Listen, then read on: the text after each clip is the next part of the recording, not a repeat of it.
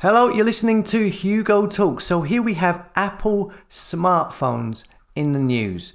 Consider this a follow-up to my video a couple of days ago, the one about the alarms, UK government alarm system on phones. And I showed a video advert for these new alarms that will ring on people's phone whenever the government deem there's an emergency, and how this will be unavoidable come October, as it will be built into the operating system. Many people said, but you can switch off the alarms in your settings.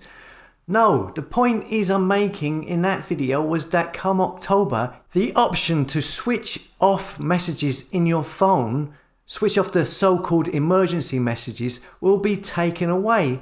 And that will be included when you update your phone, okay?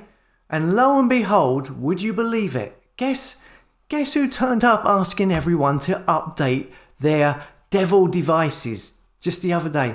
It was only Apple. Here we see, Apple warns users to install software updates to prevent hackers accessing devices.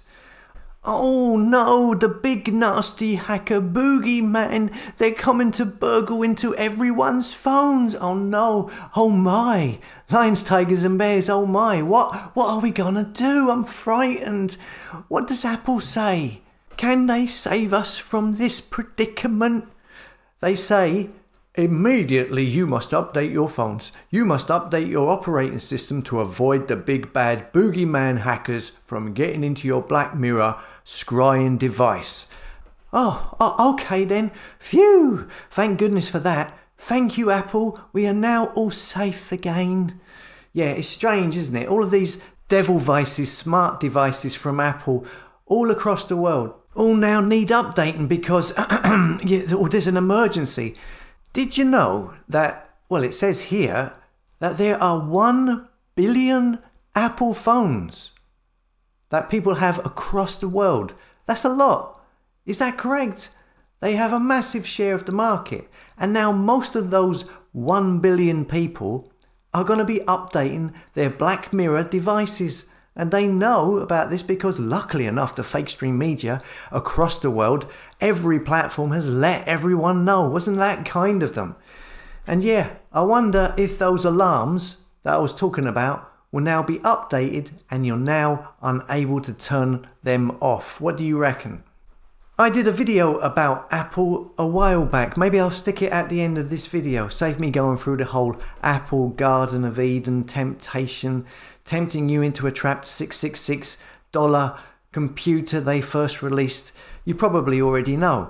It's weird. I've been calling, these smartphones a devil vice because it sounds a bit like device.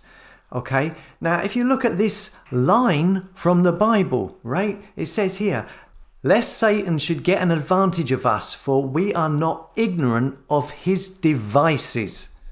Now that means, unless you want to be outwitted by Satan, do not be ignorant of Satan's devices. It's interesting that in the King James Bible, it uses the word device when talking about Satan, and to not be ignorant of Satan's devices. And now today, of course, we have smart devices. Smartphones are often called a device. It's called a device in this news article. The same smartphones that I was talking about last week that have system files called daemons that always run in the background for every single app you run. Apps that use installation wizards to install them, which come to you through the ether, through an Ethernet cable, which I was talking about, last week in that NVIDIA video. It's up on hugotalks.com and elsewhere if you want to check it out. Also, the Latin root for the word device, it says here, comes from the old French word devis, meaning division, meaning separation, wish or desire. It says here the original meaning is only retained in the expression left to your own devices, meaning you're on your own. So the Latin root for device is devis, which means division, separation. You must be familiar with the term divide and conquer. Are these devices dividing and conquering people. I mean, with that in mind, you could also say it's the device that is separating an individual from reality. I mean, you see people staring into their black mirrors on the tube, or sitting at a table in a pub or in a cafe, like in a daze, entranced by their device and not interacting with people around them. They are separated from the world around them. From a biblical perspective, looking at that line, lest Satan should get an advantage of us, for we are not ignorant of his devices. I mean, you could say that the device is Satan's attempt at separating you from your connection to God, perhaps. I mean, it's not like this company, Apple, are hiding their affiliations with their name and logo and adverts or whatever. I mean, the more I think about this, the more I feel this technology is being utilized to usher in very old, ancient, dark magic of some kind. A way to transmit witchcraft into everyone's everyday life through these devices to gain control over people. Control. I mean, whatever you say, you can see that control over people is clearly happening, as we can see with all of these smart meters and 24/7 monitoring, facial recognition appearing everywhere, and just looking at the people, as they go about their business in the street, constantly looking at these black mirrors, spellbound, literally disconnected from the people around them. That's your division, your individual separation, as in the Latin root for the word device. And here we have Apple, who have got an amazing 1 billion people who have these phones. 1 billion, possibly all entranced, all updating their phones now. And it may sound crazy, but if you check out that Lucis Trust video I did recently and the NVIDIA video, and look at a lot of the videos I've done, it all starts to connect, in my mind anyway. Okay, I'm going to put a clip from this video I did about, 10 months ago about Apple, in case you didn't see it before. But thanks for listening. Leave a comment in the description. Let us know what you think. Come and subscribe to hugotalks.com. And I'll see you later. Here's the clip. But anyway, look, as you can see on the thumbnail, we've got the Apple logo, the numbers 666 and a brain. And we'll get onto the logo and the 666 thing in a second. But first, here is this report from a couple of days ago. Apple is developing a mental health monitor for iPhone. The tool could help diagnose depression and cognitive decline. Apple is reportedly building technology to help diagnose depression and cognitive decline.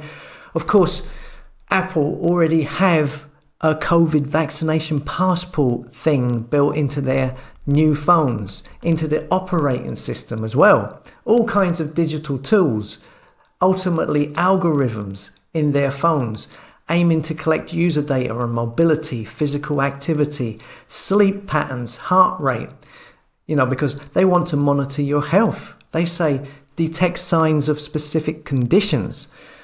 They just want to stick their nose into all of your business. They want to own you, basically. Another reason for all of this health monitoring is because in a not too distant future, they don't want you to go and see doctors anymore. It'll just be an app. It's kind of like that now. You've got those stupid smartwatches. Here's a hint. If it's got the word smart in front of it, run a mile the other way. Anyway, these smartwatches, Apple smartwatches, track people's sleep. They check their heart rate. They start a mindfulness session, record their menstrual cycle, even set up a hand washing timer. Oh, isn't that nice? All for the good of your health, so it is. All this spying on you and your health. Of course it is. But this is a new thing. As if that wasn't enough, they now want to monitor your mental health and diagnose cognitive issues. It says here, the goal of these sorts of detection tools is to enable professionals to intervene early and prevent adverse outcomes. It's like giving someone a front row seat to your brain's activity without having to pay for therapy. Here's a clip.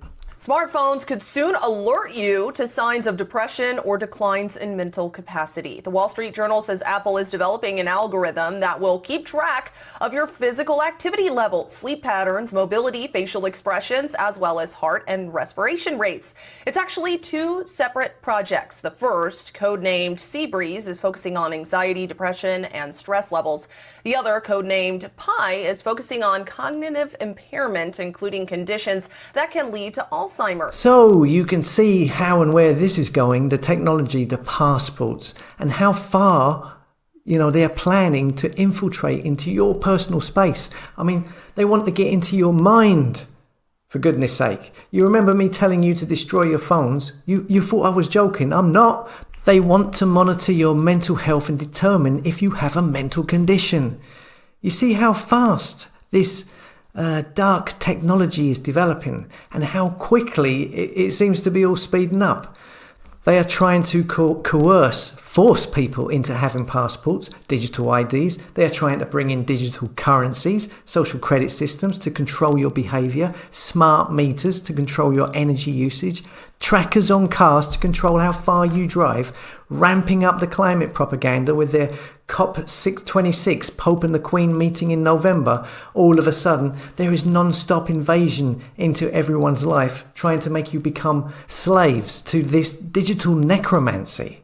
And here are Apple now telling everyone to what extent these control freaks are willing to go. They want to get into your mind. They want to control your thoughts. They want you thinking the right thoughts. I mean, you can see, say for instance, in the USA, Apple have detected that your mental health is not up to scratch.